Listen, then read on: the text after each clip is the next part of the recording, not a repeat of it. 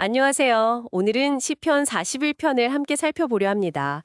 이게 처음에는 가난한 이를 돌보는 사람에게 복이 있다, 뭐 이런 선언으로 시작하는데요. 이 메시지 뒤에 어떤 이야기가 숨어 있을지 한번 바로 들어가 보죠. 1절부터 3절까지 보면 재앙의 날에 건짐받고 또 병상에서조차 하나님이 이렇게 돌보신다, 이런 약속이 나오잖아요. 어휴, 참 이상적인 모습이죠? 네, 그렇죠. 여기서 제시되는 건 뭐랄까, 완전한 신뢰의 세계예요. 하나님을 경외하고 이웃에게 자비를 베푸는 그런 삶에는 이런 축복이 주어진다. 거의 이렇게 살면 하나님이 이렇게 책임져 주신다는 공식처럼 보이기도 하고요. 근데 이 강렬한 긍정이 있으니까 바로 다음에 이어질 내용과의 그 간극이 더 크게 다가오는 거죠. 정말 순식간에 분위기가 확 바뀌어요. 4절에서 시편 기자가 갑자기 제가 주께 범죄했습니다. 저 좀 고쳐주세요. 이러면서 자신의 죄와 고통을 호소해요. 그리고 주변 사람들 반응이 와, 이거 진짜 살벌합니다. 언제 죽어서 이름이나 없어질까? 막 이렇게 수군거리고 5절. 심지어 병문안 와서는 딴 마음을 품고 돌아가서 막 악의적인 소문을 퍼뜨리고요. 네, 맞아요. 특히 8절에 악한 병이 그에게 들었으니 이제 다시 일어나지 못하리라. 이 말은 당시의 어떤 시대상을 좀 반영하는 것 같아요. 질병을 겪는 것만으로도 힘든데 그걸 죄의 증거다, 형벌이다 이렇게 여기면서 손가락질하는 그런 사회적인 분위기까지 더해진 거죠. 그러니까 육체적인 고통에 더해서 깊은 모멸감, 또 고립감 이런 게 느껴지는 대목이에요. 그런데 그중에서도 진짜 가장 견디기 힘든 건 역시 9절 아닐까요? 내가 신뢰해서 내 떡을 나눠 먹던 나의 가까운 친구마저 나를 배신했습니다. 바로 옆에 있던 사람, 진짜 함께 밥 먹던 친구의 배신이라니.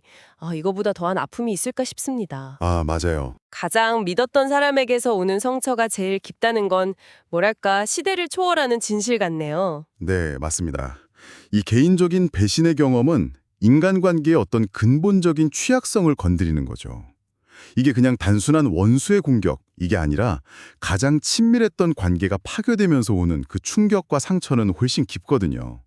이런 극한의 상황 속에서 시편 기자가 어떻게 반응하는지, 그게 이제 이 시의 핵심으로 이어지는 겁니다. 근데 이 절망의 구렁텅이에서도 완전히 무너지지는 않아요. 10절에서는 다시 하나님께 저에게 은혜를 베푸시고 저를 일으켜서 제가 그들에게 보응하게 해주세요라고 아주 간절히 부르짖거든요. 근데 이 보응이라는 단어가 좀 강하게 들리긴 하는데 그래도 절망 속에서도 정의를 갈망하는 외침 이렇게 읽을 수도 있겠네요. 네, 그 보응을 단순히 개인적인 복수심 이렇게만 보기는 좀 어렵습니다. 오히려 자신이 옳았다는 것, 그리고 하나님이 여전히 자신과 함께 하신다는 걸 좀 증명받고 싶은 그런 절박한 외침에 더 가깝죠. 11절에서 내 원수가 나를 이기지 못하니까 주께서 나를 기뻐하시는 줄을 내가 알았습니다. 라고 말하는 것처럼요. 그러니까 자신의 회복을 통해서 하나님의 공의 그리고 자신을 향한 그분의 인정을 확인하고 싶은 거예요. 훼손된 명예와 관계, 그리고 무엇보다 하나님과의 관계 회복, 여기에 대한 깊은 갈망이죠. 결국 12절에서는 주께서 나를 온전한 중에 붙드시고 영원히 주님 앞에 세우십니다. 라는 정말 놀라운 믿음의 고백으로 나아가네요. 이 극심한 고통과 배신을 겪고도 어떻게 이런 확신에 이를 수 있었을까요? 바로 그 지점이 이 시편이 우리에게 던지는 중요한 질문인 것 같아요. 그 시작 부분에 이상적인 축복 선언하고 시편 기자가 실제로 겪는 이 참담한 현실, 이 사이의 긴장감 속에서 그는 결국 인간이나 어떤 상황이 아니라 하나님께 자신의 궁극적인 소망과 신뢰를 두는 거죠. 고통이 사라져서가 아니라 그 고통 속에서도 하나님이 나를 붙드신다. 이 믿음으로 나아가는 겁니다.